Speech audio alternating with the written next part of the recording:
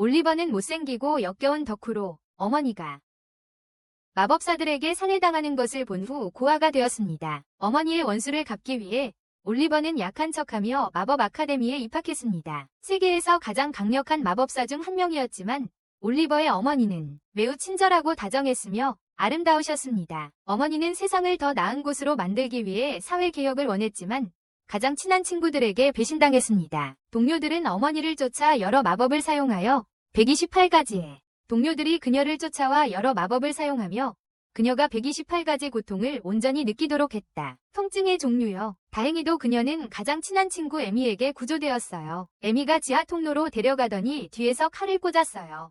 첫 번째 규칙. 아무도 믿지 마. 그 후로 올리버는 조봉호에게 입양되어 존처럼 훈련받았습니다. 위크 기동으로 그 쿠거 에스메랄다를 제압해 15살이 된 후 올리버는 세계에서 가장 권위 있는 킴벌리 아카데미에 입학했습니다. 마법 아카데미입니다. 입구에 말하는 꽃이 있으니까 권위 있는 거 아시죠? 더 많은 마법을 배우고 싶어서가 아니라 그의 어머니를 제압했던 사람들이 그 학교 선생님들이었기 때문입니다. 바네사, 프랜시스, 엘리코, 데메트리오, 발디아, 그리고 에스메랄다로 알려진 에미는 킴벌리 아카데미의 교장 선생님까지 모두 그의 타겟 명단에 올라 있습니다. 올리버는 선생님들에게 그들이 저지른 일에 대한 대가를 치르게 하겠다고 한 약속을 생각합니다. 그는 아카데미 정문을 통과하고 꽃 한 송이에게 인사를 받는데 그 꽃은 킴벌리 군내에서는 어떤 일도 처리할 수 없다고 말합니다. 꽃은 그에게 쓰러진 자들에게 복수하는 유일한 방법은 승리 로얄을 얻는 것이라고 말합니다. 하지만 그는 학업에서도 승리의 치킨 디너를 얻어야 합니다. 아카데미에 입학하는 학생 중 80%만 졸업하고 20%는 자신의 마법에 갇히게 되기 때문입니다. 올리버가 행사장으로 걸어가는 동안 그는 이야기 속 조연들을 만납니다. 그리고 재빨리 그들과 어울립니다. 학생들 중 한 명은 사무라이 복장으로 모두의 시선을 사로잡는 여학생입니다. 친근한 태도 덕분에 모두 멈춰서서 그녀를 바라봅니다. 올리버는 그 소녀에게서 그런 기운이 느껴지지 않는데 왜 멈춰섰는지 궁금해합니다. 하지만 그녀가 아무것도 하지 않았는데도 모두 그녀를 쳐다봅니다. 그녀의 옷 때문이거나 아니면 그가 느끼는 어떤 것 때문일 거라고 생각해요. 마치 예감이나 운명처럼 심장이 뛰었어요. 그 소녀는 뒤돌아서 미소를 지으며 그를 일으켜 세우고 다른 학생들과 함께 학교 건물로 향합니다. 모두 학교 건물에 도착합니다. 그들은 마법 생물들의 행렬이 있는 위식에 도착합니다. 케이티라는 소녀는 마법의 생물들 행렬에 트롤이 있는 게 잘못되었다고 생각해요. 그건 괜찮아요. 트롤은 인간과 다른 종류니까요. 가이라는 소년이 케이티에게 말해요. 트롤은 인간과 다른 종이라고요. 인간과는 다른 종이라고요. 어떤 트롤들은 사람들을 공격하고 어떤 사람들은 트롤을 길들여 부리기도 해요. 케이티는 트롤이 친절한 생물이라고 생각하기 때문에 화가 나요. 인간들이 그들의 영역을 침범하기 때문에 공격적인 것뿐이라고 생각하거든요. 가이는 시골의 트롤들이 매년 밭을 파괴한다고 반박해요. 그래서 트롤이 인간의 영역을 침범하는 게 괜찮냐고 묻죠. 케이티는 그 땅이 원래 트롤들의 땅이었다고 주장해요. 트위터 논쟁에 짜증이 난 피트라는 학생이 그들의 논쟁을 멈추게 하고 레딧에서 이야기하라고 말합니다. 두 학생은 사과하고 피트가 계속 책을 읽도록 합니다. 그는 그 생물들에 대해 더 배우려고 노력하며 그들을 보며 책에 있는 것들과 비교합니다. 그것들을 책에 있는 것들과 비교합니다. 올리버는 케이티와 가이에게 나중에 이야기하고 서로를 먼저 알아가라고 말합니다. 둘 다 동의하고 케이티가 자기소개를 하려는 순간 마법에 걸립니다. 다른 학생이건 마법에 케이티의 다리가 자동으로 움직이기 시작합니다. 마법에 걸립니다. 다른 학생이건 마법으로 케이티의 다리가 자동 조종됩니다. 올리버, 가이, 피트는 혼란스러워하며 그녀에게 행렬 쪽으로 달려가지 말라고 말한다. 하지만 그녀는 자신을 제어할 수 없고 그들에게 자신이 멈추려고 노력하지만 발이 저절로 움직인다고 말한다. 올리버와 가이는 케이티를 멈추려고 그녀 뒤를 쫓는다. 피트는 피카츄 민 표정을 지으며 거기에 서 있는데 미셸이라는 여자아이가 다가와 무슨 일인지 묻는다. 피트는 아직 모르지만 곧 그와 미셸은 트롤이 케이티 쪽으로 걸어오는 것을 알아차린다. 미셸도 케이티를 돕기 위해 서둘러 간다. 피트는 무슨 일이 일어나는지 이해하지 못하지만 또래 압력 때문에 도울 수밖에 없다고 느낀다. 압력을 받고 미셸을 쫓아간다. 케이티가 계속 달리자 주문이 풀리고 그녀는 트롤 바로 앞에서 멈춰선다. 그녀 등 뒤에 자석이 작동한다. 올리버와 가이는 점점 더 걱정하며 더 빨리 달리려 한다. 트롤이 케이티에게 다가가 손을 들어 케이티를 치려 하지만 누군가의 목소리가 그것을 멈추라고 소리치고 트롤은 즉시 멈춘다. 나나노라는 이름의 사무라이가 트롤 앞에 나타나 KT에게 달릴 수 있냐고 묻지만 KT는 달릴 수 없다. 나나노는 트롤을 처리하는 동안 제자리에 있으라고 말한다. 그녀는 검을 꺼내 싸울 준비를 한다. 올리버와 다른 학생들이 칼을 들고 싸울 준비를 마친 채 도착합니다. 역시 그들은 나나오가 트롤과 싸우는 것을 좋지 않다고 생각하고 트롤의 주의를 끌기로 합니다. 미셸은 칼을 들고 트롤을 감전시키는 주문을 사용하지만 트롤은 그들을 비웃습니다. 함께 하기로 하지만 올리버가 막습니다. 그는 그들이 마법을 함께 사용하더라도 할 수 없다고 생각합니다. 가인은 나나오가 다치는 것을 보고만 있을 수 없어 화가 납니다. 올리버는 계획을 세우고 그들에게 바람 마법을 사용하라고 합니다. 그는 그들에게 강한 바람을 만들어 트롤의 머리를 조준하라고 합니다. 미셸은 그에게 바람 마법만으로는 충분하지 않다고 말합니다. 올리버는 시간이 없다며 그냥 자기 말대로 하라고 소리칩니다. 그들은 동의하고 충분한 바람을 만듭니다. 올리버는 다른 마법을 더하여 바람이 트롤 뒤에 용의 형상을 만들도록 합니다. 용이 큰 소리를 내는데 올리버는 마법으로 아무 소리나 내어 마치 용의 포효처럼 들리게 했습니다. 트롤은 뒤에서 용 소리를 듣고 뒤를 돌아보며 공포에 질립니다. 이것은 나나오와 KT가 도망칠 기회를 만들지만 나나오는 내 평생 이 순간을 기다렸어 라고 말하며 이 기회를 이용해 트롤을 공격합니다. 그녀는 뛰어오르고 트롤을 공격하려 할 때 머리카락 색깔이 하얗게 변하며 그녀의 힘을 보여줍니다. 그녀는 트롤의 머리를 성공적으로 공격하고 트롤은 심각한 머리 부상을 입어 78,000달러의 위료비를 청구받습니다. 아쉽게도 그는 오바나케어에 가입되어 있지 않습니다. 그 후 나나오는 트롤에게 사용한 기술 때문에 손이 저린 것을 느낍니다. 그녀는 손이 나아지면 KT를 업어주겠다고 말합니다.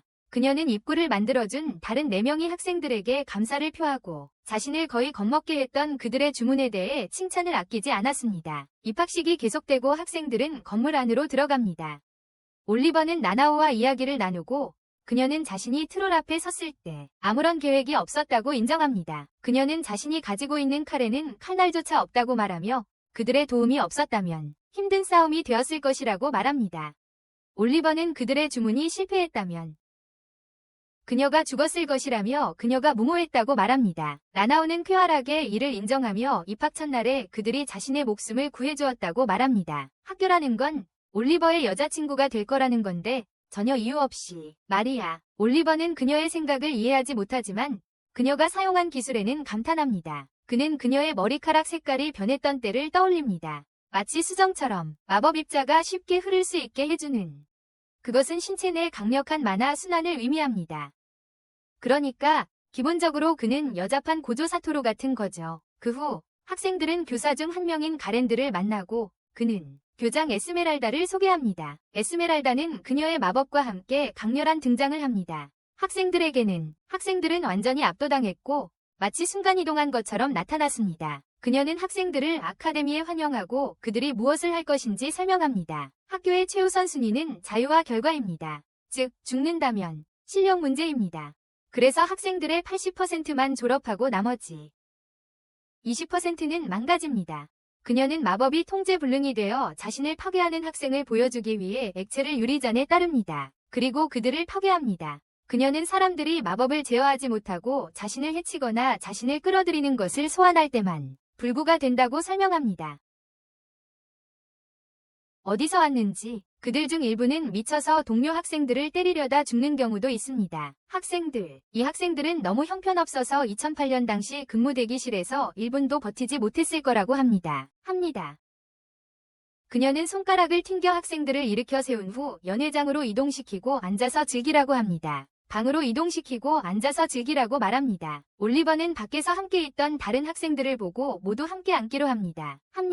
그들은 자신을 소개하기 시작하는데 가장 큰 딸인 미켈라부터 시작합니다. 맥퍼레인 가족 출신이고 사실상 낙하산 인사죠. 친구들에게 첼라라고 불러달라고 하고 가인은 그녀의 헤어스타일을 가지고 농담을 하는데 그녀는 처음 보는 사람이라면 누구든 기절할 만하다고 말합니다. 다음은 KT인데 그녀는 목숨을 구해줘서 모두에게 감사를 표합니다. 왜 갑자기 달리기 시작했냐고 묻지만 그녀도 이유를 모르고 누군가 장난을 친 게 아닐까 생각합니다. 미켈라는 나중에 이야기하자면서 그동안 즐겁게 놀자고 말합니다. 그리고는 가이에게 이름을 묻고 그는 자신을 소개합니다. 그는 마법사 농부 집안 출신이며 마법에 대해 많이 안다고 자랑합니다. 고기 맛이 나는 채소들, 비건도 차이를 모를 거예요. 다음으로 피트가 자신을 소개하며 부모님은 마법을 못 쓰지만 자기는 귀여운 애니메이션 여자아이로 변신할 수 있다고 말합니다. 하지만 부모님은 믿지 않아요. 미켈라는 그가 일반인으로 입학한 것을 칭찬하며 그게 얼마나 힘들었을지 말합니다. 하지만 피트는 기뻐하지 않고 친구를 사귀러 온 게 아니라고 말합니다. 친구를 사귀러 온 게 아니라고요. 퉁명스러운 조연으로 있으려고 온 거라고요. 올리버가 자신을 보고 있다는 것을 알아채고 그의 의도를 묻는다. 올리버는 그저 자신이 읽고 있는 책을 감상하고 있었다고 말한다. 피트는 올리버가 그 책을 안다는 것을 알고 기뻐하고 올리버는 읽어봤고 좋았다고 말한다. 읽어봤고 좋았다고 말한다. 피트는 신이 나서 마치 음치처럼 책의 각 장 뒤에 있는 짧은 이야기들에 대해 떠들어댄다. 책의 각 장 뒤에 있는 짧은 이야기들에 대해 떠들어댄다. 하지만 곧 다른 사람들이 자신을 다정하게 보고 있다는 것을 깨닫고 당황한다. 그러고는 올리버에게 자신을 소개해달라고 부탁하고 올리버는 자신이 이곳에서 공부하는 형, 누나들이 있는데 그들이 이곳에 대해 말해주었다고 말한다. 미켈라는 그의 이전 드래곤 목소리 마법에 대해 칭찬하고 올리버는 자신이 그저 내면의 리스날 게이브를 끌어내고 있을 뿐이며 남들과는 다르다고 말합니다. 마지막으로 네노를 소개합니다. 네노는 위자에서 일어나 사무라이 가문에서 태어났고 운명에 이끌려 이 학교에 오게 되었다고 말합니다. 그녀는 조국에서 일어난 전쟁 중에 모든 일이 일어났다고 설명합니다. 그녀는 5만 명의 적군에 맞서 200명의 병사들을 이끌었습니다. 그녀는 많은 적들을 물리치다 적진 한가운데 홀로 남게 되었습니다. 적장을 죽이려 했지만 그 아들, 그 부족에서 가장 강한 전사에게 막혔습니다. 잠시 그녀를 붙잡았지만 그녀는 그를 제압하고 그의 아버지에게로 향했습니다. 그녀는 자신이 방금 그를 죽였다는 사실을 모른 채 적장에게 그의 아들과 싸우게 해달라고 요청했습니다. 그를 죽인 직후였습니다. 이것은 적장을 감정적으로 만들었습니다. 그녀는 그의 아들을 알아볼 시간조차 없이 주저없이 그를 죽였기 때문입니다. 살마는 그 자리에서 그녀를 죽여 복수하기로 결심했습니다. 이름조차 묻지 않고 그녀의 이름을 묻지 않고 그는 자신의 부하들에게 그녀와 죽을 때까지 싸우라고 명령했고 부하들은 그녀에게 돌진했습니다. 하지만 갑자기 나나오의 애니버프 때문에 그들의 무기가 움직이지 않았습니다. 갑자기 마법사가 나타나 그녀의 재능과 잠재력에 관심이 있다고 설명했습니다. 그녀가 이름 없는 전사로 거기서 죽는 걸 원치 않았어요. 나나오는 그 마법사의 이름이 맥퍼레인이었고 그가 그녀를 초대한 사람이라고 말해요. 학교에 들어오라고. 미켈라는 자신의 성도 맥퍼레인이라는 걸 알고 놀라요. 나나오는 그도 비슷한 헤어스타일을 하고 있다고 확인해줘요. 미켈라는 그가 그 학교의 파트타임 교사이기 때문에 아버지가 나나오를 학교에 초대한 거라고 깨달아요. 거기서 피트는 나나오가 학교에 입학하기 위해 자신과 같은 종류의 시험을 봤을 거라고 생각하지만 나나오는 부정해요. 미켈라는 킴벌리의 교사가 학생을 추천할 수 있기 때문이라고 설명해요. 학생. 이 때문에 피트는 자신이 추천받지 못했다는 사실에 당황하고 약간 질투심을 느꼈습니다. 추천받지 못해서요. 그는 준비를 하고 밖으로 나가는데 학교 구역의 모노파티클이 매우 짙다는 것을 느꼈습니다. 매우 짙었어요. 그는 산책을 하고 또 산책을 하다가 분수대에 도착했는데 거기서 나나오가 목욕을 하고 있는 것을 발견했습니다. 그는 당황해서 다른 사람들이 보지 못하도록 주변을 마범으로 가렸습니다. 물론 자신을 제외하고요. 그는 눈에 잘 띄는 분수대에서 목욕을 한 것에 대해 그녀를 꾸짖었습니다. 하지만 나나오는 무슨 문제인지 이해하지 못해요. 그녀는 학교에 오기 전에 참전했던 전쟁으로부터 자신을 정화하고 있다고 그에게 말해요. 올리버는 그녀의 등에 있는 상처에 대해 묻고 그녀는 전쟁에서 입었다고 말해요. 그는 그녀를 돌아보며 어머니와 함께했던 비슷한 순간을 떠올려요. 올리버는 누군가가 자기 게임을 훔칠지도 모르니 나나오에게 빨리 정화하라고 말해요. 그녀는 끝났다고 말하지만 수건을 가져오지 않은 것을 알게 돼요. 자신과 함께. 이에 올리버는 그녀에게 재킷을 건네주고 그녀는 그에게 감사를 표합니다. 올리버는 그녀가 순진해 보이는 소녀라고 생각하지만 그녀의 희생자 수는 수천 명에 달합니다. 그 후 학생들은 나나오가 유니폼을 입고 수업을 듣습니다. 올리버는 분수대에서 그녀를 만났던 것을 계속 생각합니다. 자신이 그녀를 흥분시킬 만한 행동을 하지 못했기 때문입니다. 학생들은 곧 첫 번째 수업인 검술 수업에 들어갑니다. 강사는 가랜드입니다. 그는 일보일격술이 어떻게 작동하는지 설명합니다.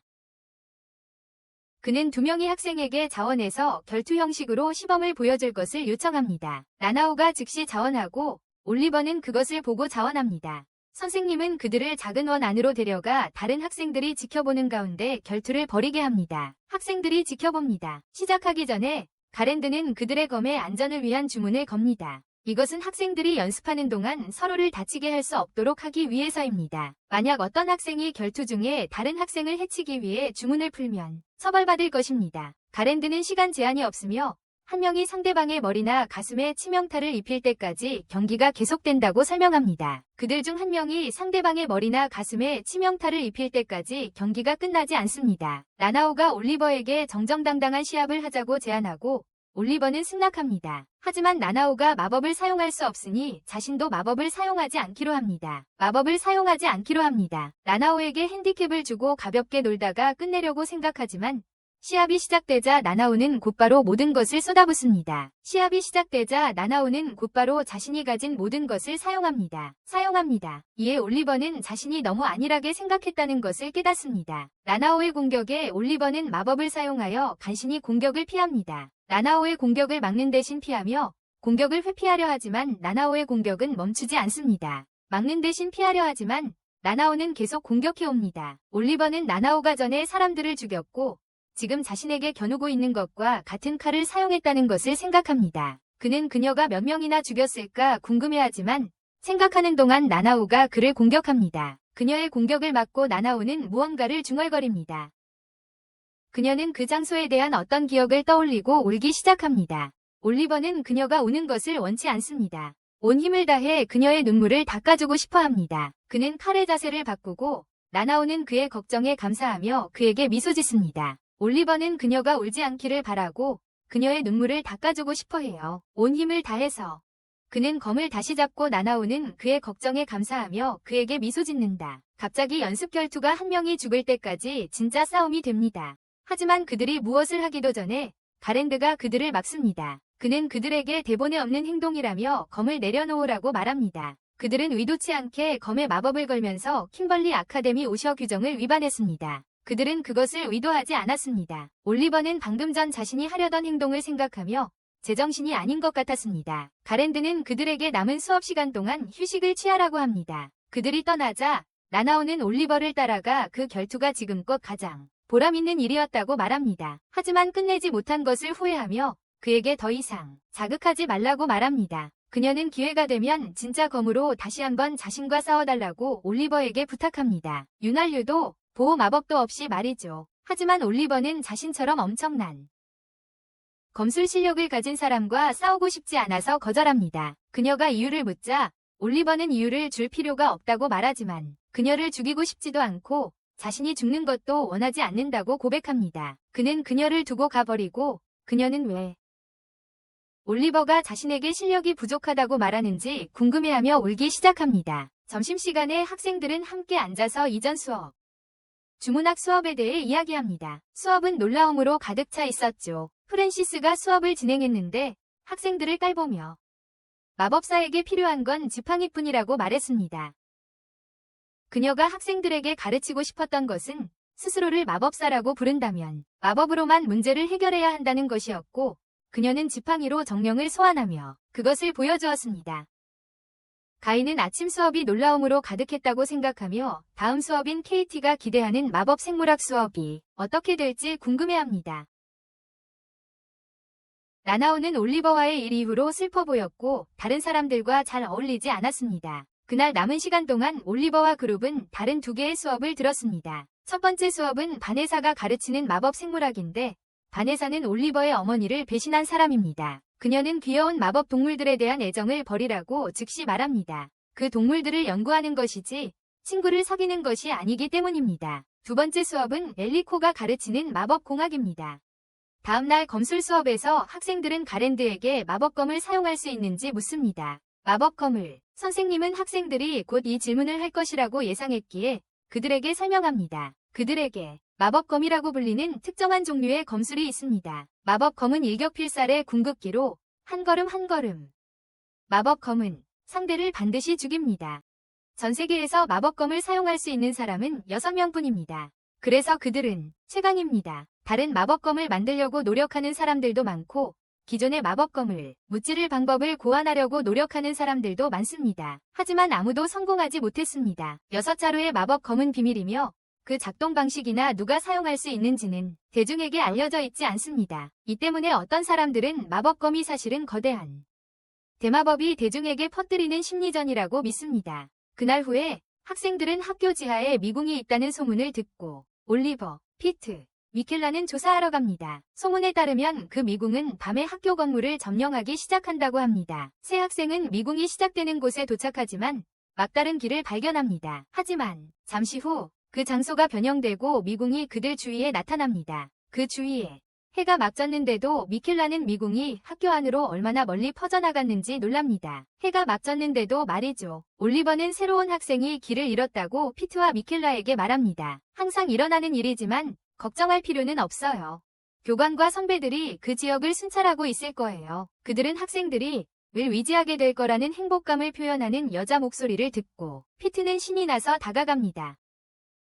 올리버는 오피리아라는 여자아이를 보고 재빨리 그를 멈추라고 합니다. 그녀는 3명의 신입생들이 얼마나 귀여운지 그냥 먹어치우고 싶을 정도라고 말합니다. 그들을 마치 발정난 부녀자처럼 올리버는 그녀에게 다가가 그녀가 물결표인지 묻는다. 상급생이고 흔들리면 오피리아가 확인해줍니다. 자기소개와 학년을 밝히자 학생들은 그녀의 마지막 말에 놀랐습니다. 제 이름은 살바도리입니다. 남학생이 뒤에서 나타나 안으려 하지만 그녀는 덴지 주문으로 그를 날려버립니다. 그에게 훈육이 필요하다며 다른 학생들에게 신경 쓰지 말라고 합니다. 올리버가 자신을 소개하며 그녀에 대해 알고 있다고 밝힙니다.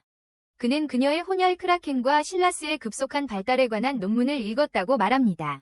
그는 그 논문이 훌륭했고 소름 돋았다고 말합니다. 오피리아는 그가 자신을 알고 있다는 사실에 기뻐하며 다미마미 리즈 향수를 뿌립니다. 그 향수 때문에 피트가 그녀에게 다가갑니다.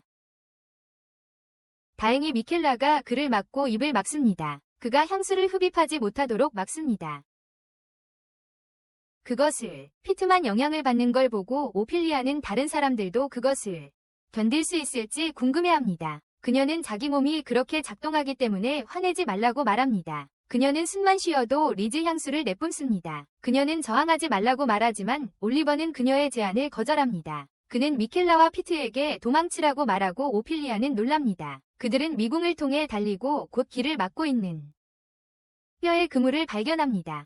새로운 남자가 다가와 오피리아에게 시간을 좀 내주라고 말합니다. 왜냐하면 그녀는 외로운 여자입니다. 그는 자신을 사이러스라고 소개합니다. 오래전에 졸업했어야 할 것처럼 보이는 5학년 학생입니다. 그는 오래전에 졸업했어야 할 것 같습니다. 그는 오피리아가 마음에 안 들면 자신이 돌봐주겠다고 말합니다. 그때 오피리아가 뒤에서 나타나 대화 중에 그들이 자신을 버리고 도망친 것에 대해 무례하다고 말합니다. 그들은 다시 긴장하고 피트는 당황하기 시작합니다. 이 때문에 그들은 다시 긴장하고 피트는 당황하기 시작합니다. 올리버가 그를 붙잡고 진정하라고 말하지만 그는 칼을 뽑으려고 합니다. 올리버는 그가 그렇게 하면 절대 빠져나갈 수 없다고 말하며 그를 멈추라고 합니다. 그들이 기다리는 동안 오피리아는 사이러스에게 말을 걸며 그가 신성을 더럽힌 것에 대해 질책합니다. 자기가 죽인 사람들의 시체 말이야. 사이러스는 네가 하는 짓이 훨씬 더 역겹다고 말하며 그녀를 살바도리 수쿠부스라고 부른다. 오피리아는 화가 나서 그를 위협하지만 사이러스는 그녀가 전혀 무섭지 않다. 왜냐하면 그는 여자를 전혀 좋아하지 않기 때문이다. 그는 전형적인 레디 찐따다. 오피리아는 격분하여 검을 뽑고 사이러스는 마법을 발동한다. 둘 다 소환 마법을 사용하여 자신의 짐승을 불러내 서로 싸운다. 올리버와 일행은 기회를 틈타 도망친다. 하지만 사이러스는 다시 뼈 거미줄로 그들의 길을 막는다. 웹 건너편에서 나나우가 나타나 다가온다. 키루스와 오피리아의 싸움이 계속되는 가운데 나나우는 새 학생 앞에 서서 도망치라고 말한다. 그녀는 싸움에 참여하고 싶어 하는데 그러면 오피리아와 키루스가 학생들을 따라오기 어려워진다. 학생들은 그녀의 말뜻을 궁금해하고 그녀는 자신은 죽어야 할 운명이고 마침내 죽을 곳을 찾았다고 말한다. 그녀는 싸움 속으로 뛰어들며 학생들에게 가라고 재촉한다. 하지만 올리버는 그녀의 말뜻을 이해하지 못하고 그녀를 따라 싸움에 뛰어든다. 그때 다른 학생인 알빈이 싸우는 짐승들을 부추겨 오피리아와 사이러스의 싸움을 멈추게 합니다. 그는 새로운 학생들을 모집하는 데에는 옳은 방법과 그른 방법이 있다고 말합니다. 그리고 그의 규칙을 따르지 않으면 그들은 최초의 회전구이식 학생이 될 것이라고 연설 말미에 덧붙입니다. 그리고 그는 새 학생들에게 걱정하지 말라고 자신이 그들이 다치지 않도록 할 것이라고 말합니다. 그는 다치지 않도록 할 것이라고 말합니다. 그는 학생회장이라는 자신의 직책을 걸고 맹세합니다.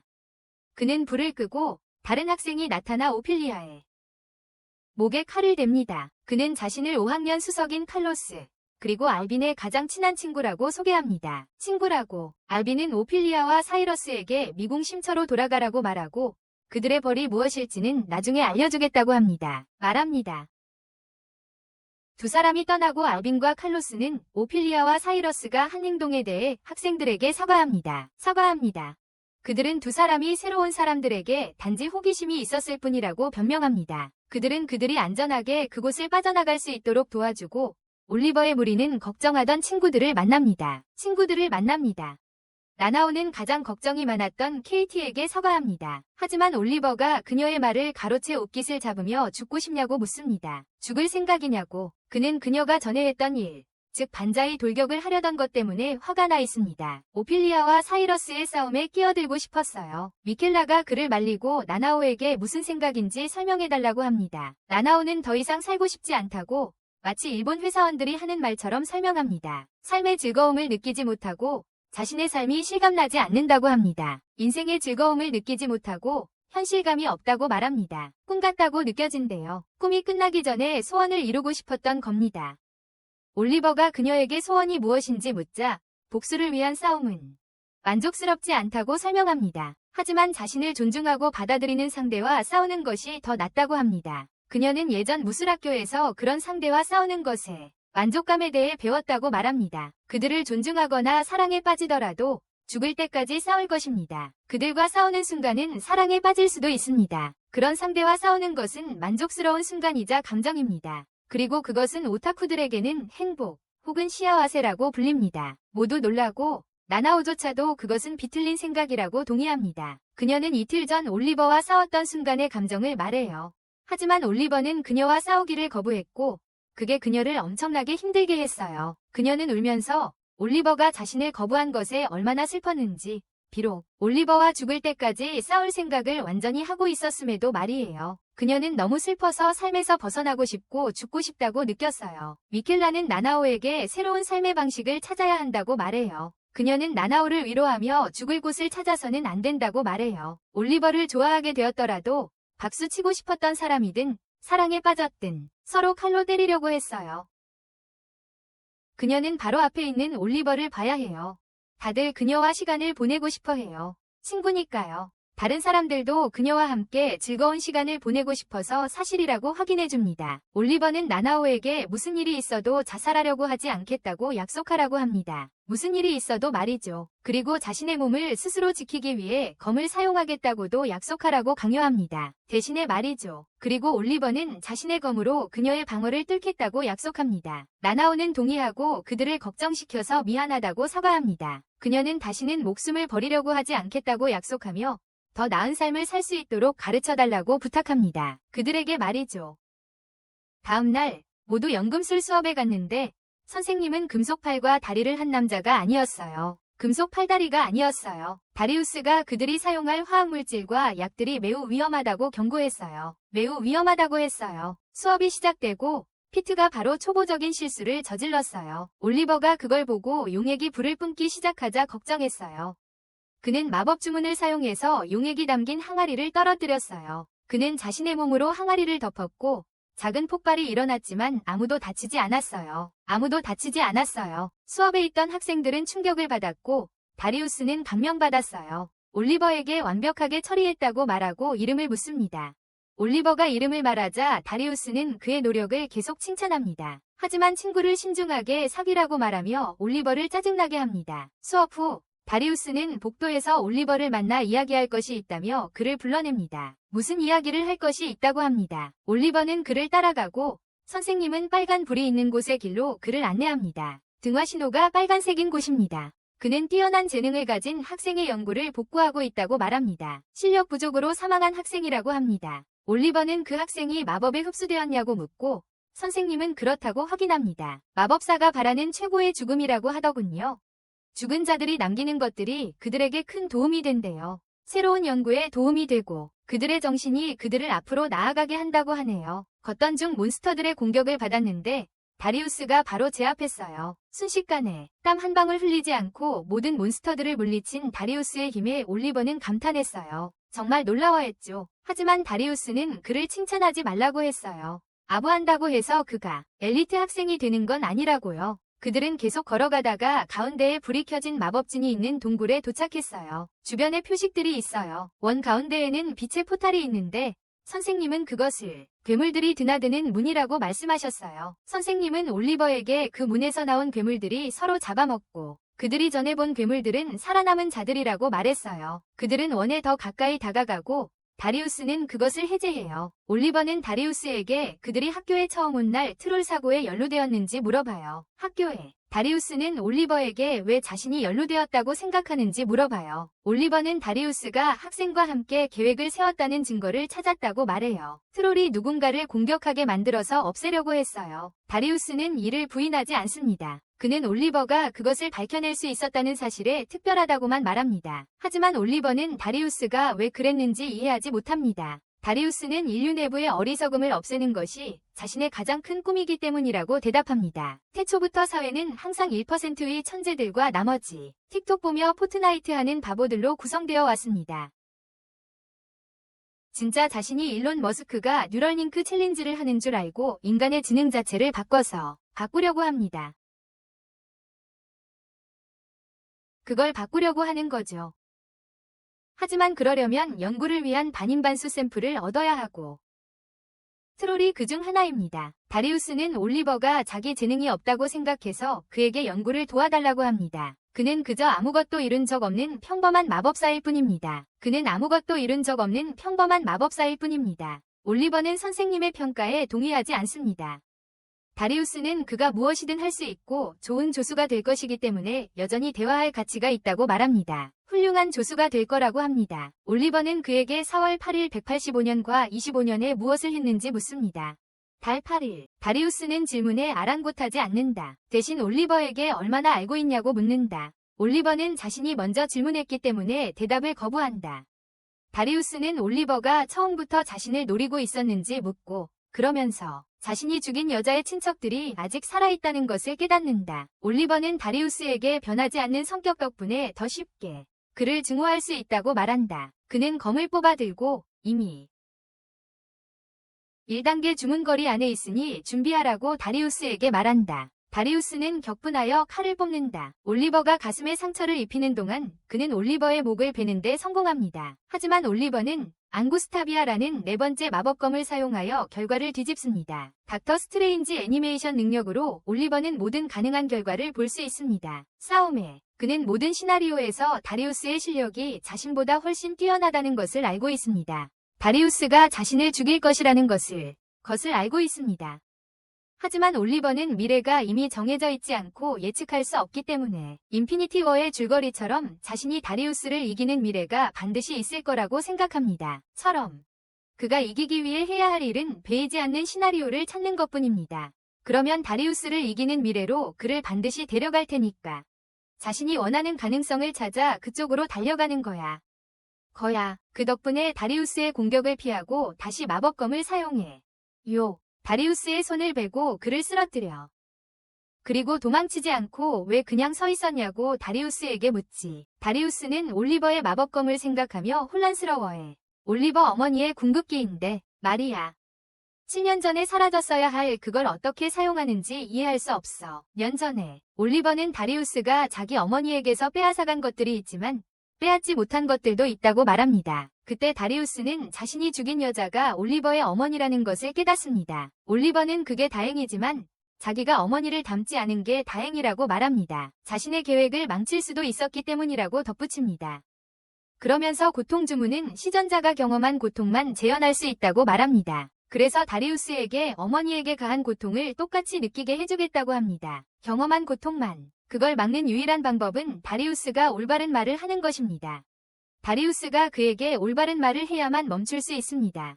다리우스가 그 말을 하지 않으면 올리버는 다리우스의 어머니를 고문했던 것과 똑같은 방식으로 그를 고문할 거예요. 이것은 다리우스를 겁에 질리게 합니다. 다리우스는 겁에 질립니다. 올리버는 자신을 용서하게 만드는 마법의 단어를 찾기 시작하라고 그에게 말합니다. 자신이 한 일에 대해서요. 다리우스는 올리버에게 기다려달라고 하려 하지만 올리버는 마법을 사용하여 잠깐 동안 엄청난 고통을 안겨줍니다. 순간적으로요. 다리우스는 올리버에게 어떻게 자신의 스승에게 그런 짓을 할 수 있냐고, 그리고 학교 전체를 적대시하고 싶은 거냐고 묻습니다. 학교 전체를 자신의 적으로 만들고 싶은 거냐고요. 올리버는 대답하지 않고 그에게 또 다른 고통의 마법을 걸어 그를 넘어뜨립니다. 바닥에 쓰러져 고통스러워하며 비명을 질렀다. 올리버는 다리우스에게 단어를 찾았는지 묻지만 다리우스는 아직 찾지 못했고 사과하지만 이 모든 일에 올리버의 어머니를 탓한다. 이 때문에 올리버는 그를 계속해서 반복적으로 고문한다. 다리우스는 할 말이 없이 고통스러워하며 헐떡이는 것밖에 할 수 없다. 이것이 올리버를 너무 화나게 만들어서 그는 다리우스에게 무언가 말하라고 소리치기 시작한다. 그는 다리우스가 자신의 어머니를 고문했던 것의 절반도 고문하지 않았다. 다리우스가 자신이 어머니에게 가한 고통의 일부만 견딜 수 있다는 생각에 그는 더욱 격분한다. 고통. 올리버가 듣고 싶어하는 말을 하라고 하자 다리우스는 울기 시작한다. 그가 올리버에게 자신을 죽여달라고 부탁하고 올리버는 그렇게 하기로 한다. 몇 초 후 올리버의 사촌들이 그의 뒤에 나타나 일이 끝났는지 묻는다. 그는 확인하고 자신이 누나라고 부르는 신원에게 더 가까이 오지 말라고, 더러워질 테니까 말이다. 그이는 올리버에게 그의 몸이 주문검에 얼마나 버티는지 묻고 올리버는 2번만 사용했고 3번째 사용했더라면 죽었을 거라고 말한다. 그이는 그에게 절대 3번 사용하지 말라고 금하고 필요할 때만 사용하라고 말한다. 필요할 때만. 그는 자신과 다른 이들이 그의 임무를 수행하는 데 도움을 줄 것이라고 약속한다. 다른 학생이 나타나 올리버를 영주님이라 부릅니다. 그녀의 이름은 카르스트이고 다리우스의 시체를 처리하는 것을 돕습니다. 카르스트는 올리버의 경호원이며 그에게 충성을 맹세합니다. 시간이 좀 지난 후 그앤이 동료들을 불러 올리버 앞에 모이게 하고 그에게 즉위식의 일환으로 가면을 건넵니다. 올리버는 가면을 쓰고 그앤은 어머니를 배신하고 죽인 모든 자들이 죽을 때까지 그들을 다스리고 인도하라고 요청합니다. 올리버는 동의하고 어머니의 죽음이라는 기억이 그의 마음속에 생생히 남아있는 동안 그들을 모두 죽이겠다고 약속합니다. 그는 그들 중 1명을 제거했지만 6명이 남았고 그는 그들을 절대 살아남아야 해. 돌아온 후 올리버는 피트의 행동과 몸의 이상한 점을 발견하고 그와 따로 이야기하자고 합니다. 온실로 데려가 성별이 바뀌었냐고 묻습니다. 피트는 꿈을 꾸고 일어났더니 여자가 되어 있었다고 말하며 확인합니다. 올리버는 그에게 마법 세계에서는 특별한 유형의 몸을 가지고 있다고 말합니다. 그는 리버시, 성별을 자유자재로 바꿀 수 있는 사람입니다. 피트는 놀라지만 올리버는 계속해서 그에게 징후가 있었다고 말합니다. 예를 들어 피트가 같은 성별의 친구들과 함께 있을 때 불편해하는 것과 자신의 성 정체성에 대해 불편함을 느끼고 있다. 그럼에도 불구하고 올리버는 이제 마음껏 즐길 수 있다며 그를 축하한다. 올리버는 그 후 미궁으로 돌아가 그앤과 신원을 확인한다. 둘러보다가 오피리아를 만난다. 그는 경계하며 칼을 뽑으려 하지만 오피리아가 말리자 멈춘다. 지금 기분이 별로 없대요. 그가 그녀의 향수에 굴하지 않으니 그녀는 그에게 함께 앉자고 합니다. 왜냐하면 그녀는 누군가와 이야기하고 싶어해요. 잠시 이야기를 나누던 중 오피리아는 올리버와 카를로스가 행동이 비슷하다며 비교한다. 똑같이 행동한다고. 둘 다 가서는 안 될 곳을 탐험하는 경향이 있어요. 그녀는 올리버에게 카를로스에 대해 어떻게 생각하는지 묻고 올리버는 카를로스가 다른 사람들을 걱정하는 사람이라고 대답합니다. 하지만 오피리아는 그것이 그의 취미이고 사람들이 조심하지 않으면 남의 일에 간섭할 거라고 밝힙니다. 그의 일에 간섭할 거라고 말합니다. 그녀는 올리버에게 가까이 다가가 그와 이야기해줘서 고맙다고 말하지만 그의 얼굴을 만지면서 경고합니다. 너무 많은 모험을 하지 말라고. 그녀는 그에게 학교 건물에 머물러서 해야 할 일처럼 공부하라고 말합니다. 특히 앞으로 몇 달 동안은. 그리고 떠납니다. 올리버는 사촌들을 만나러 갑니다. 올리버는 지난번 이상한 장소에서 만난 이유를 그앤에게 설명하고 그앤도 설명한다. 지난번 만남에는 카를로스도 함께 있었다. 그앤은 카를로스가 정확히 동료는 아니지만 그와 오랜 역사가 있다고 설명한다. 그와 함께 그앤은 올리버에게 그곳을 자신의 집처럼 생각하고 원하는 대로 훈련하라고 말한다. 그들은 그에게 차를 주고 올리버는 오는 길에 오피리아를 만났다고 말한다. 신원은 그가 어디서 그녀를 만났는지 묻고 자신도 만나러 가고 싶어 한다. 하지만 올리버는 그녀가 이미 떠났다고 말하고 그애는 그녀에게 쫓아가려고 하지 말라고, 따라잡을 수 없을 거라고 말한다. 그 애는 올리버에게 오피리아가 위험하지만 자신과 신원은 오랫동안 서로 알고 지내서 올리버는 그들이 친구인지 궁금해했습니다. 신원은 오피리아가 그냥 외로움을 좋아하는 타입이라고 대답합니다. 그 애는 올리버에게 7번째 마법검을 사용했다는 나나오에 대해 묻습니다. 올리버는 확신할 수 없지만 직감이 그렇다고 말합니다.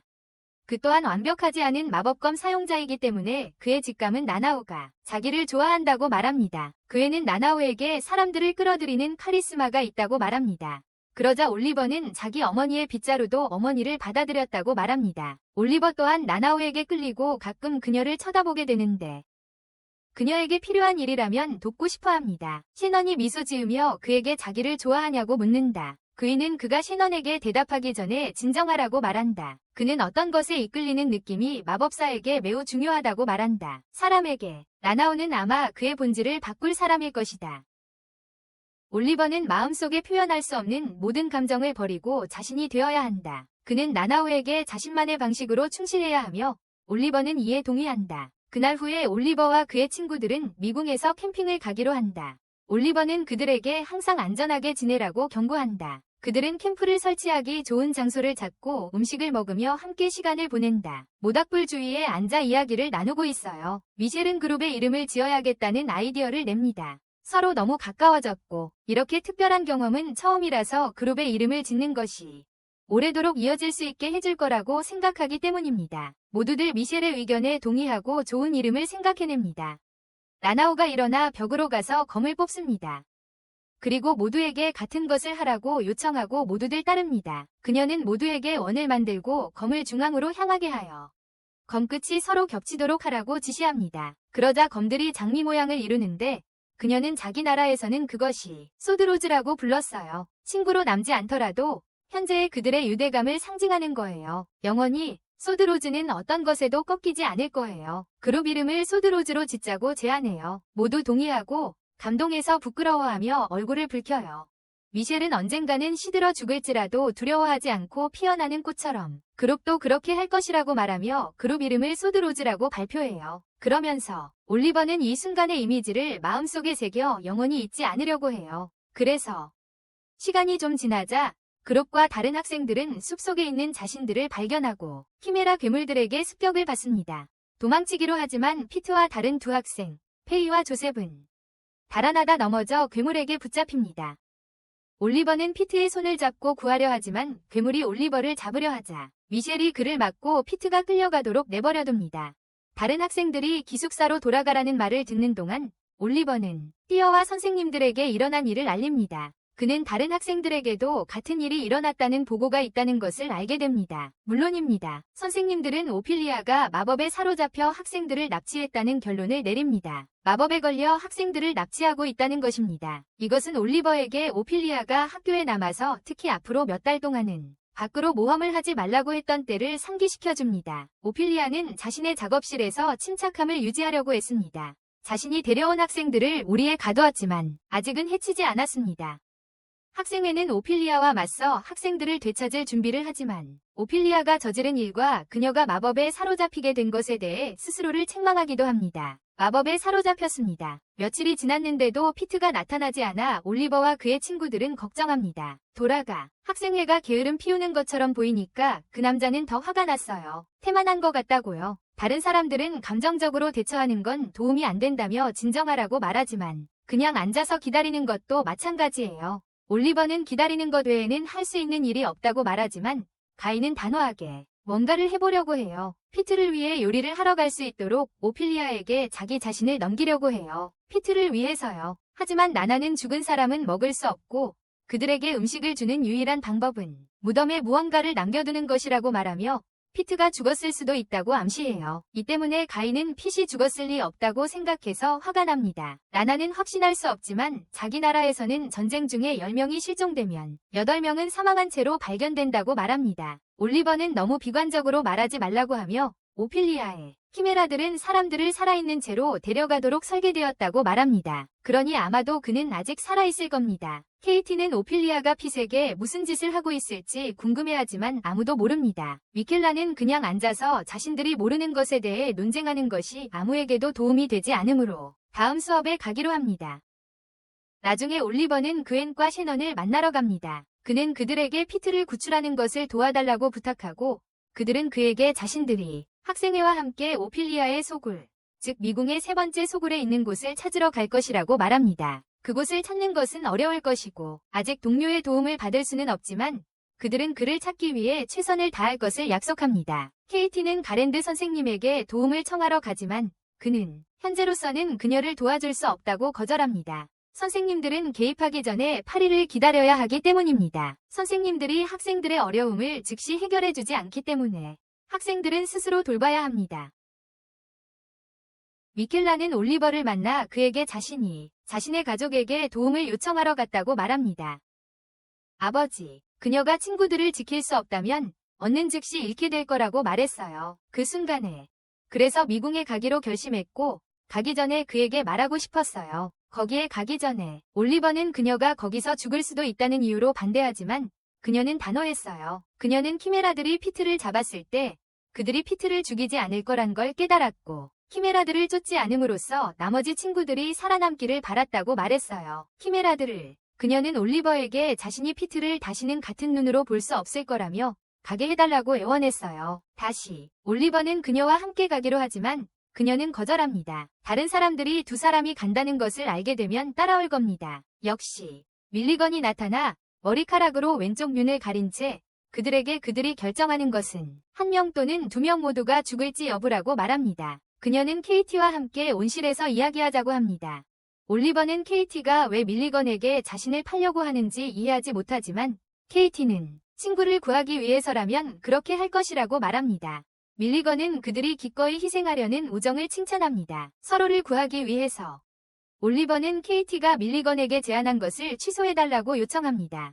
케이티가 친구들과 상의도 하지 않았기 때문입니다. 심지어 친구들과 상의도 하지 않았습니다. 그는 밀리건에게 오피리아 손에 피트가 살아남을 확률이 어느 정도인지 묻습니다. 밀리건과 오피리아가 동기이기 때문입니다. 밀리건은 오피리아가 어떤 사람이고 현재 어떤 일을 겪고 있는지 알고 있다고 말합니다. 그리고 현재 그녀에게 일어나고 있는 일을 알고 있습니다. 그리고 피트가 어떤 사람인지 알고 있기에 그녀는 피트의 생존 확률이 20%밖에 되지 않는다고 추정합니다. 생존 확률은 20%뿐입니다. 그 이유는 오피리아가 연구를 위해서라면 무엇이든 할 것이기 때문입니다. 하지만 그녀가 시간이 걸리기 때문에 피트가 살아남을 가능성이 있는 거예요. 하지만 올리버와 친구들이 무언가를 한다면 가능성을 높일 수 있어요. 올리버는 무슨 뜻인지 묻지만 그녀는 다른 이야기를 합니다. 다리우스가 사라진 이후로 연구가 교착 상태에 빠졌다고 말합니다. 실종된 이후로요. 그녀는 케이티가 자신을 도와주길 바랍니다. 둘 다 물결표에 관심이 있기 때문이죠. 종간 의사소통이에요. 그녀는 케이티가 자신의 연구에 참여해주길 바랍니다. 케이티가 물결표의 열쇠였기 때문이죠. 자신이 한때 만났던 트롤에게 지능을 부여하는 밀리건은 오피리아보다 훨씬 더 물결표임에도 불구하고 학생들을 훈련시킬 것을 제안합니다. 그녀보다 강해요. 정면으로 싸워 이길 순 없지만 그녀보다 한 수 위로 피트를 구할 수 있어요. 밀리건이 그녀의 은신처를 찾아서 모든 게 끝난 후 데려다 줄 거예요. 그녀는 케이티가 자신의 연구 파트너가 되길 원해요. 케이티는 즉시 제안을 받아들여요. 그녀는 올리버와 미셸에게 거절 못하게 할 거라고 말해요. 왜냐하면 그 제안이 그렇게 나쁘지 않으니까요. 하지만 올리버는 밀리건을 믿지 않아요. 그는 그녀가 무언가를 숨기고 있다고 생각하고 그녀는 자신이 무엇을 숨는 것도 거래 조건입니다. 케이티는 두 사람에게 거래를 받아들이라고 간청합니다. 결국 그들은 거래를 받아들이고 모두를 밀리건에게 데려갑니다. 그들은 그녀의 포털을 이용해 미궁으로 가지만 케이티와 가인은 남습니다. 케이티는 밀리건이 돌아오지 못할 경우 그의 연구 노트에 접근하는 데 도움이 될 살아있는 손을 돌보는 임무를 맡습니다. 케이티는 승낙하고 그룹은 떠납니다. 케이티가 승낙하고 그룹은 출발합니다. 피트는 오피리아의 소굴에서 깨어나 다른 학생들을 보고 당황하기 시작합니다. 목에 촉수가 감긴 채로 자고 있는 사람들. 오피리아가 와서 계속 자라고 할 때 그는 자는 척을 합니다. 그리고 나중에는 떠나기 전이 악몽일 뿐일 거라고. 그룹은 미궁에 도착하고 밀리건은 오피리아의 일족에 대해 이야기한다. 그들의 조상은 수쿠부스였다. 이로 인해 그들은 자궁 안에서 서로 다른 종의 특성을 섞어 자손을 낳을 수 있게 되었다. 그들은 여러 세대에 걸쳐 완벽한 생명체를 만들고자 했지만 실패했고 점점 멸종하게 되었다. 이제 그들은 자궁을 이용해 다양한 일을 하는 인공짐승을 만들어낸다.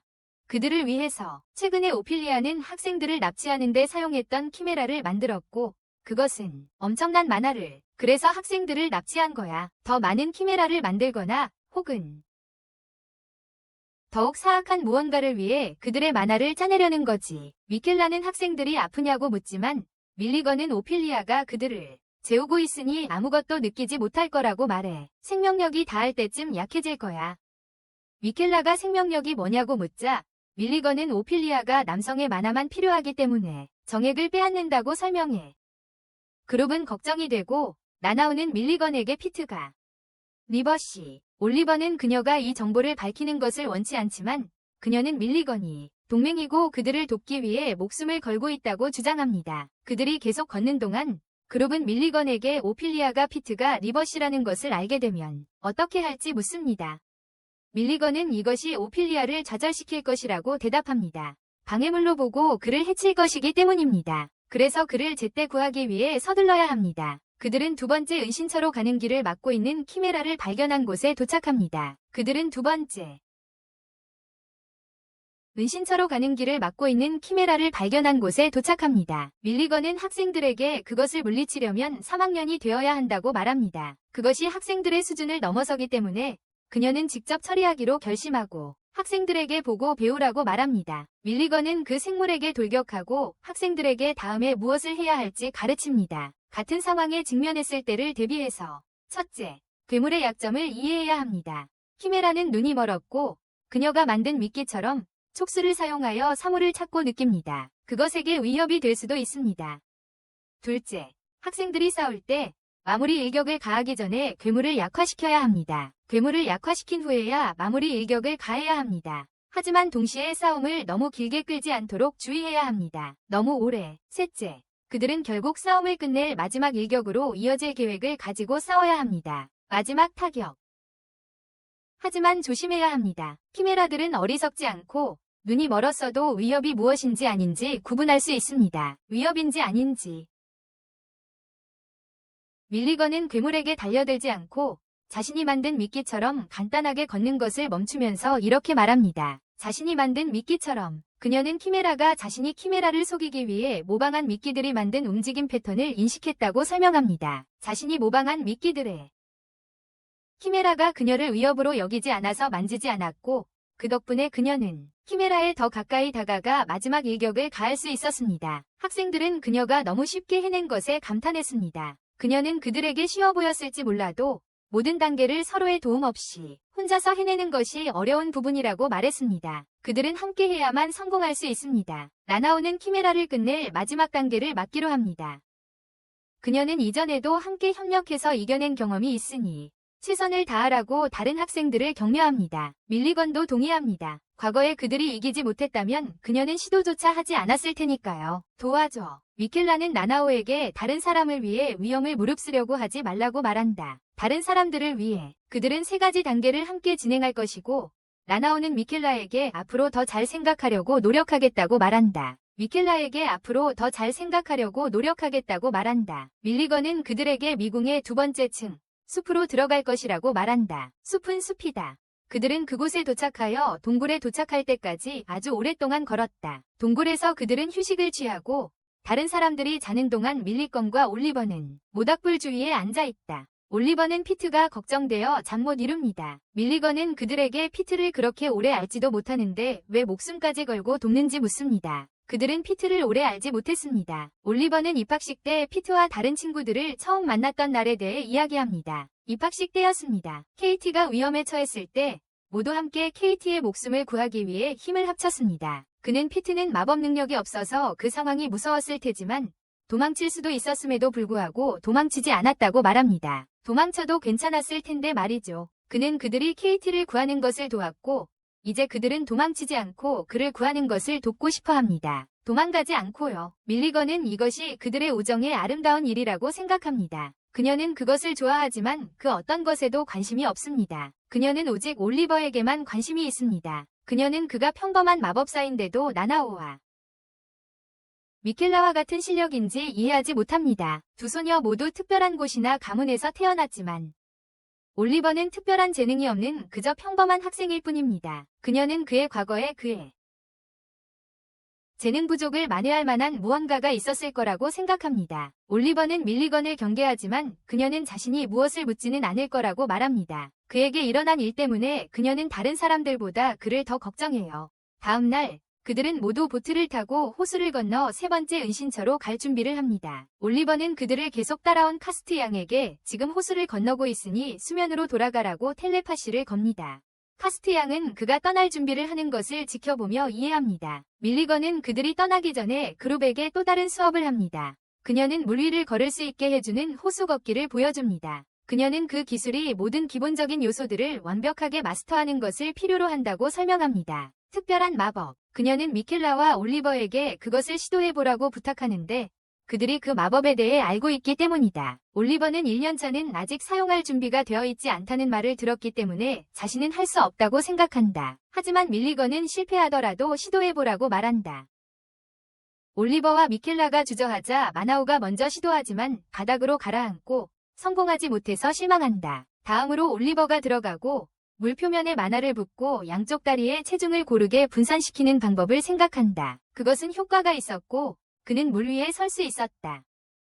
밀리건은 그에게 걸어보라고 말하고 그는 물 위를 미끄러지듯 걷던 어머니를 떠올린다. 이 방법이 통했고 그는 물 위에 설 수 있었다. 밀리건은 그에게 걸어보라고 말하고 그는 물 위를 미끄러지듯 걷던 어머니를 떠올린다. 마치 얼음 위를 스케이트 타듯 물 위를 미끄러졌다. 그녀는 언젠가 자신도 할 수 있을 거라고 그에게 말했다. 올리버는 어머니가 사용했던 것과 같은 기술을 사용하여 물 위를 미끄러져 친구들을 놀라게 했다. 그는 마나오에게 함께 하자고 했고 그녀는 마침내 물 위에 서서 걸을 수 있게 되었다. 밀리건은 미켈라에게도 함께 하라고 권했고 그녀도 성공적으로 그렇게 했다. 이 때문에 밀리건은 그들의 생명에 책임감을 느끼고 그들이 무사히 돌아올 수 있기를 바랐다. 그 후 그들은 보트를 타고 호수를 건너갔다. 그들은 밀리건이 배의 돛주 위에 바람을 만들어 움직이도록 사용한 주문에 대해 이야기합니다. 그에 따라 배를 움직이도록. 하지만 그 순간 그들은 사이러스가 수집한 짐승들의 해골을 발견합니다. 수집한 것들을 그는 나타나 즉시 그들의 길을 막아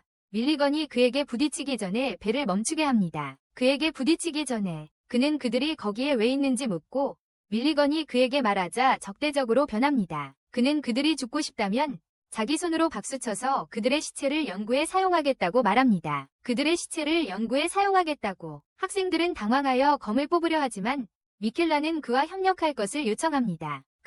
그녀는 그가 3층에 있을 이유가 없다고.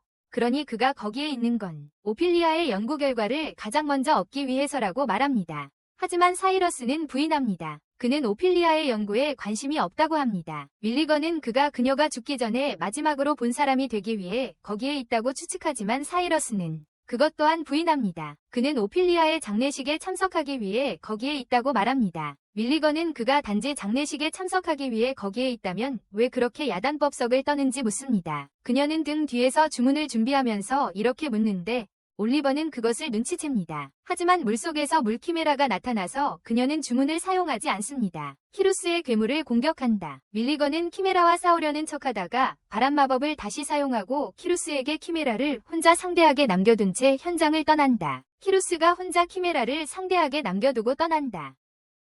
나중에 모든 것이 진정된 후 밀리건은 미켈라에게 시간을 벌어줘서 고맙다고 말한다. 시간을 나나오는 올리버에게 밀리건이 키루스가 오피리아의 마지막 방문객이 되기를 바라는지 물었던 말의 의미를 묻는다. 올리버는 그녀에게 마법에 갇힌 사람은 죽음을 목격하기 위해 한 사람만 방문할 수 있다고 말한다.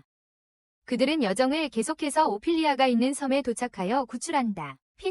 피트는 나중에 깨어나 친구들이 자신을 구해줬다는 것을 알게 됩니다. 올리버가 달려와 피트를 껴안고 살아남았다며 칭찬합니다. 피트는 감정이 북받쳐 울음을 터뜨립니다. 친구들은 그에게 어떻게 탈출했는지 묻고 피트는 그들에게 이야기를 들려줍니다. 오피리아의 작업실에 있을 때 조셉이 깨어났고 그들은 이야기를 나누기 시작했습니다. 조셉은 오피리아의 향수가 피트에게는 효과가 없었기 때문에 피트가 여자로 변했다는 것을 알아챘습니다. 그에게 영향을 미치지 않았습니다. 피트는 조셉에게 도망치는 것을 도와달라고 부탁했지만 조셉은 너무 큰 소리로 말하는 것을 막았습니다. 오피리아가 그의 정체를 알게 되면 그를 죽일 것이기 때문입니다. 하지만 그 상황을 이용할 수도 있다고 피트에게 말했어요. 그는 배를 칼로 긋고 손을 안으로 집어넣었는데 피트는 겁에 질렸어요. 폭발물, 연막탄, 그리고 신호탄 3개를 꺼내서 피트에게 주며 그곳에서 탈출하는 데 사용하라고 했어요. 오피리아가 작업장을 떠난 후 도움을 요청하는 데에도 사용할 수 있다고 했죠. 작업장에서요. 조셉은 피트에게 자신의 목숨을 맡긴다고 말하며 그의 이름을 물었어요. 시간이 좀 지나자 조셉은 작업장에서 오피리아의 기척을 더 이상 느낄 수 없었고 피트에게 계획을 실행할 준비를 하라고 말했어요. 피트는 폭발물 구체를 사용하여 자신들이 갇혀있던 우리를 파괴했고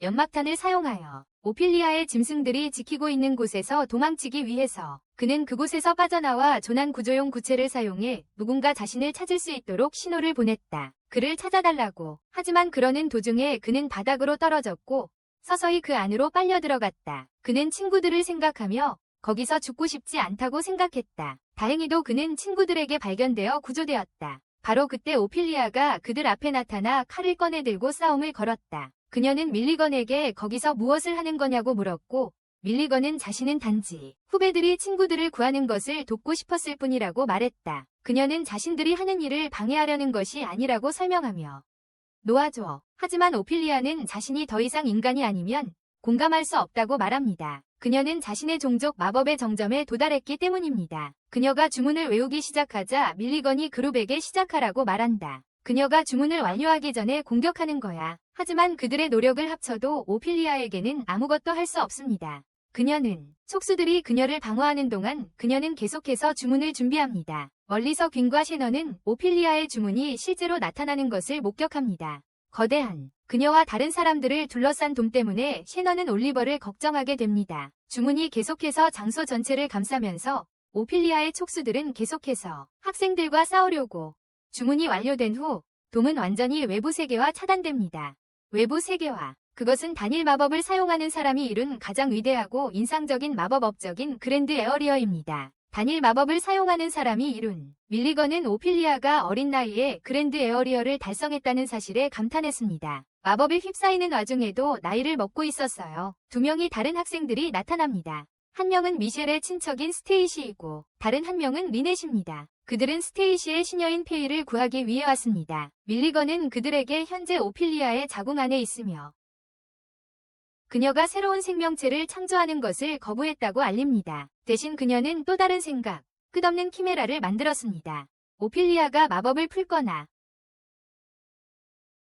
죽지 않는 한 그들은 더 이상 이곳을 떠날 수 없습니다. 학생들은 준비하고 밀리건은 그들에게 모든 힘을 사용하기 위해 본래의 모습으로 돌아가라고 말합니다. 그들의 모든 힘을 사용하라고 말합니다. 리넷이 자신이 자신감이 없다고 말해도 그녀는 리넷에게 그들 주위에 장벽을 치라고 요청합니다. 자신의 기술에 자신감이 없다고 말해도 말이죠. 장벽 안으로 들어온 후 올리버는 그들에게 미셸과 밀리건이 이 상황의 열쇠라고 말합니다. 그들의 화력으로 공격하고 나머지는 오피리아나 그녀의 키메라들이 가까이 오지 못하게 해야 한다는데 동의했다. 오피리아나 그녀의 키메라들이 그들에게 접근하지 못하게 하는 것 모두 동의하고 미셸과 밀리건은 자신의 화형 마법을 사용하여 일부 키메라들을 공격하는데 이를 보고 오피리아는 즐거워한다. 키메라들을 공격하는데 오피리아는 재밌다는 듯이 바라본다. 밀리건은 오피리아의 과거를 조롱하며 놀린다.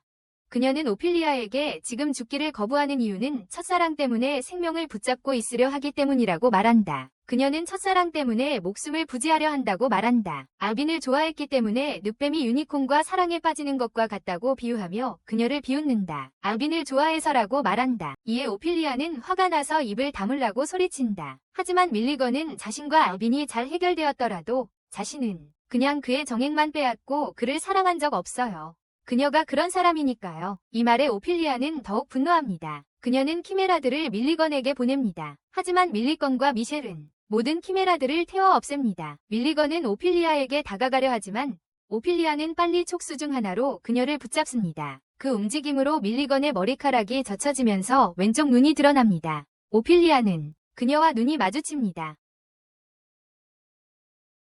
그 때문에 밀리건은 돌로 변합니다. 그녀는 돌이 됩니다. 밀리건은 오피리아가 여전히 인간이고 자신의 눈에 영향을 받는 것을 보고 기뻐하지만 오피리아는 마법이 더 이상 자신에게는 통하지 않는다는 것을 드러내며 마법을 풀어요. 더는 그녀는 밀리건의 몸을 촉수로 조이며 고통을 가하고 다른 학생들을 걱정하기 시작해요. 점점 더 걱정이 돼요. 밀리건이 아무리 힘든 상태여도 오피리아를 계속 비웃으며 최고의 마법을 이루었으면서도 과거에 매달리는 모습을 조롱해요. 마치 자신이 무고한 것처럼 말이죠.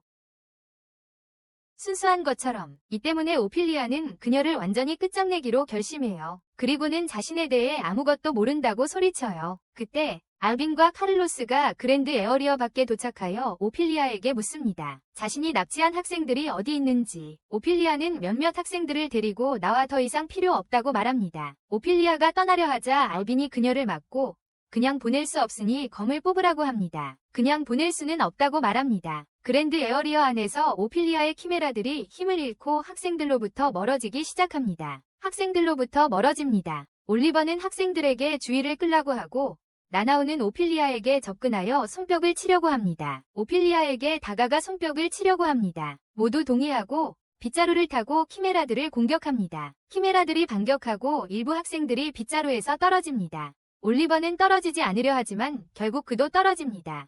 그는 나나오에게 오피리아에게로 가라고 소리칩니다. 나나오는 말대로 하고 오피리아에게 칼을 휘두르려는 순간 그녀가 울고 있는 것을 보고 주저합니다. 그러자 오피리아의 촉수 중 하나가 그녀를 치고 그녀는 땅에 떨어집니다. 올리버는 그녀에게 다가가고 나나오는 주저한 것을 사과합니다. 그녀는 올리버에게 오피리아는 어린아이일 뿐이며 오는 아이를 공격할 수 없다고 말합니다. 올리버는 그녀를 위로하고 그들은 모두 일어나 다시 키메라들과 싸웁니다. 미셸은 피트를 구하지 못한 것을 사과하지만 피트는 일어나 함께 그녀 칼을 들고 싸울 준비를 하는 모습에 미셸은 희망을 갖는다. 오피리아는 후회와 외로움에 울부짖는다. 자신이 살바돌이라는 이름을 갖지 않았더라면 그저 자궁 이상의 무언가가 되었을 텐데 하고 바란다. 엘빈과 다른 이들과 함께 일했던 시간이 그립다. 자신의 정체성 때문에 사랑에 빠지는 것이 얼마나 두려운 일인지 깨닫는다. 그때 노랫소리가 들리고 광장이 무너지기 시작한다. 엘빈과 카를로스가 나타난다. 그들은 오피리아에게 다가가 기다리게 해서 미안하다고 사과하고 오피리아는 기뻐한다. 카를로스는 더 가까이 다가가지만 오피리아는 자신의 촉수들이 계속 카를로스를 치기 때문에 그러지 않기를 바란다. 하지만 카를로스는 그냥 놔둔다. 올리버는 카를로스가 걱정되어 그들에게 달려가지만 알빈은 카를로스만이 할 수 있는 일이라고 그를 막는다. 카를로스는 서두르지 말라고 오피리아에게 말하고 목걸이를 벗어 공중으로 던진다. 목걸이가 빛나고 큰 공간의 벽에 부딪히자 돔이 무너지기 시작하고 그는 계속 노래한다. 그리고 계속 노래한다. 올리버가 알빈에게 무슨 일이 일어나고 있는지 묻자 알빈이 설명합니다. 오피리아와 카를로스의 가족들은 계약을 맺었고 만약 오피리아가 마법에 사로잡히면 카를로스가 오피리아 곁에 있도록 보냈습니다. 카를로스는 시간이 멈춘 자신의 노래를 불러서 그 큰 영역을 스스로 깰 수 있었습니다. 시간이 멈춰있던 올리버는 카를로스가 목소리가 높은 이유가 카스트라토이기 때문이라고 생각합니다. 그의 노래는 존재하는 어떤 성적 마법에도 저항하기 때문에 오피리아에게 완벽합니다. 오피리아에게 카를로스는 오피리아를 향해 걸어가면서 계속 노래를 부르지만 오피리아는 계속 저항하며 그에게 멀리 떨어지라고 합니다. 오피리아는 어렸을 적 카를로스가 항상 자신을 행복하게 해주겠다고 약속했던 때를 떠올립니다. 항상 행복하게 해주겠다고. 그는 그녀에게 다가가 약속을 지키지 못한 것에 대해 사과하며 안아줍니다. 오피리아는 계속 울고 카를로스는 영원히 그녀를 사랑한다고 말합니다. 오피리아는 그를 미워한다고 말하지만 그를 다시 안아주고 그 주위의 마법이 풀리기 시작합니다. 그들을 둘러싼 마법이 풀리기 시작합니다. 그 광경에 엘빈은 감정이 북받칩니다. 그는 자신의 가장 친한 친구에게 작별 인사를 하고 카를로스는 마음속으로 작별 인사를 합니다. 마법이 풀리면서 오피리아와 카를로스는 손을 잡고 함께 사라집니다. 학생들은 미궁으로 돌아오고 올리버는 그앤을 만납니다. 그를 걱정했던 셰넌.